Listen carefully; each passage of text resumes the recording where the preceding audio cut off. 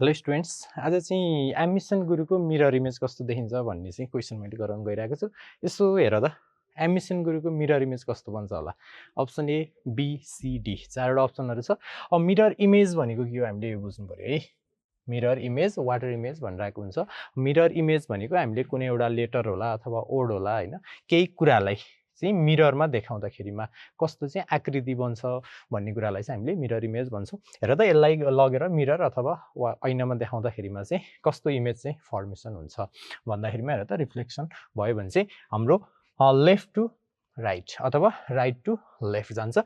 तर तिम्रो अप र डाउन चाहिँ के हुन्छ? सेम हुन्छ है पोजिसन। यदि हामीले जस्तै यसलाई चाहिँ लगेर मैले यहाँनिर मिररमा राख्यौँ भने के हुन्छ? ट्याक्कै लेफ्ट टु राइट अथवा राइट टु लेफ्ट भनेर हामीले हेर्दा हुन्छ। यस्तै खालको आकृति बन्छ।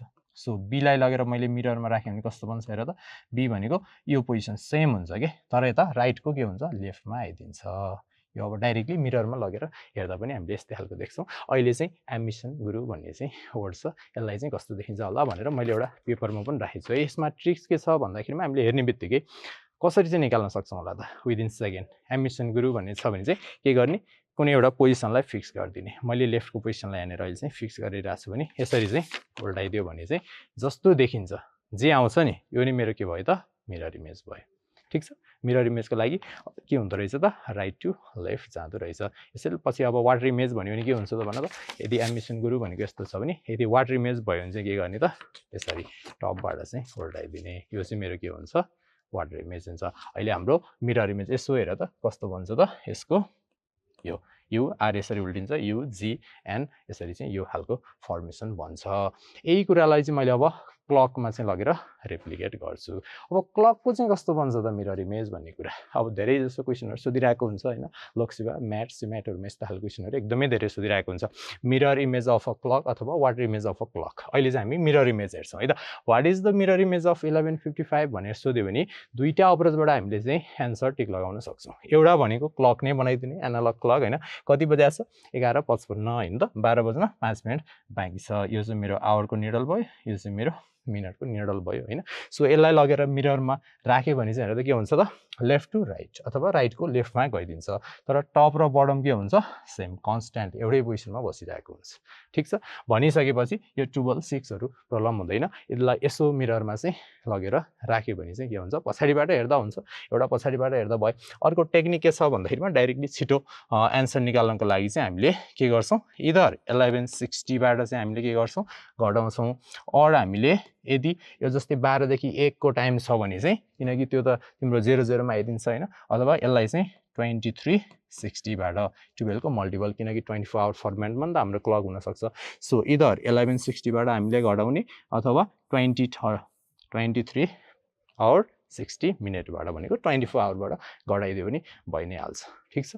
ल, भनेको टोटल सम चाहिँ 12 हुनुपर्छ भन्ने हो कि खासमा। 12 नै आइदिन्छ नि त हैन। त्यसलाई उल्टाएर हेऱ्यो भने फरक पर्दैन। सो अहिलेको मेरो क्वेसन के छ? 1155 लाई 1160बाट चाहिँ ल घटायो भने के हुन्छ त? 1155 कति आउँछ हेरौँ है त? माइनस यो भनेको कति आउँछ? 5, यो भनेको 0 भयो। अब यो त 00 आउँदो रहेछ। सो भनेको एन्सर 005 मिनट भनेको कति हो त भन्दाखेरिमा अब यसो अप्सन हेरौँ। 1155 हुन सक्दैन, 005 मिनट, अथवा यसलाई मैले के पनि भन्न सक्छु? 005 मिनट भनेको यो भन्नु नै के हो त भन्दाखेरिमा इक्वेस टु 12:05 मिनट, 12:05 गएको रहेछ।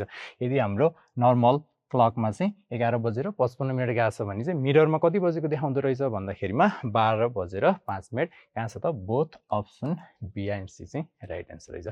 यसरी चाहिँ हामीले टिक लगाउन सक्छौँ। अर्को क्वेसन पनि, अर्को केसमा पनि जाउँ हामीले हैन। ल, अर्को question, what is the mirror image of 12:15? 12:15 गइरहेको छ हैन घडीमा भने मिररमा कति देखाउँछ, ऐनामा कति देखाउँछ भन्दाखेरिमा अब यो त 12 to 1 को टाइम छ भने चाहिँ अब 11:60बाट घटाउँदाखेरिमा नेगेटिभ आउन सक्ला अथवा 00 मा आउन सक्ला। त्यो भएर चाहिँ डाइरेक्टली केबाट घटाइदियो भन्दाखेरिमा 2360बाट घटाइदियो भने डाइरेक्ट एन्सर आइहाल्छ 12:15। यदि 12 to 1 छ भने 2360बाट घटाइदियो कति आउँछ भन त? यो भनेको 45 हुन्छ, यो भनेको कति हुन्छ? 11:45. सो मेरो राइट एन्सर कहाँ छ त अप्सन सी 11:45 देखाउँदो रहेछ। एउटा त पेपरमा बनाएर पछाडिबाट यसरी उ गरेर हेर्दा भयो, यस्तो खालको छ होइन, यहाँ क्लक बनाएर यसरी चाहिँ डाइरेक्टली पछाडि फर्काएर हेर्दा पनि हुन्छ होइन, अथवा यसरी घटाएर गर्दा पनि हुन्छ, खासै प्रब्लम हुँदैन। सो अर्को क्वेसन गरिसकेपछि अझै क्लियर होला। What is the mirror image of 555? Simple question होइन।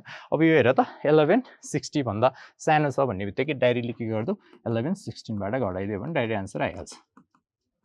ल कति हुन्छ होला भन त। यो भनेको 05, यो भनेको कति हुन्छ त 6 भनेको 6:05 गएको देखाउँदो रहेछ केमा मिररमा। सो यसको मिरर इमेज अफ 555 टाइमको कति हुँदो रहेछ त 6:05 मिनट्स। सो यसरी हामीले क्लकको चाहिँ मिरर इमेज फाइन्ड आउट गर्न सक्छौँ। वाटर इमेजको लागि म नेक्स्ट भिडियोमा ल्याउँछु है त। Thank you so much.